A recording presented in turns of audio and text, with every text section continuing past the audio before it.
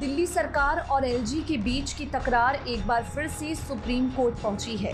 गुरुवार को ही supreme court ने आदेश दिया था कि उपराज्यपाल को दिल्ली सरकार की सलाह पर काम करना पड़ेगा।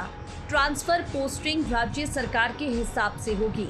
ये आदेश आने के कुछ देर बाद सीएम केजरीवाल ने सर्विस सेक्रेटरी आशीष मोरे को हटा दिया। दिल्ली सरकार का आरोप है कि एलजी ने आशीष मोरे के खिलाफ लिए गए फैसले पर रोक लगा दी।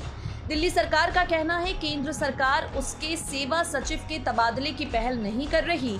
ये सुप्रीम कोर्ट के फैसले की अवमानना है। सुप्रीम कोर्ट दिल्ली सरकार की याचिका पर सुनवाई करने को तैयार हो गया है। सुप्रीम कोर्ट के फैसले के बाद अरविंद केजरीवाल ने प्रेस कॉन्फ्रेंस की और ऐलान किया, नाकाबिल और भ्रष्टाचारी अफसरों को हटाएंगे, ईमानदारों को ऊंचे पदों पर बैठाएंगे, जनता का काम रोकने वालों को कर्म का फल भुगतना होगा, काम के आधार पर अधिकारियों का ट्रांसफर होगा। सुप्रीम कोर्ट ने केंद्र और राज्यों को सिविल सर्विसेज बोर्ड बनाने का निर्देश दिया था। दिल्ली सरकार ने साल 2014 में सीएसपी का गठन किया। ब्यूरोक्रेट्स के ट्रांसफर से पहले सीएसपी से सलाह लेना जरूरी होता था।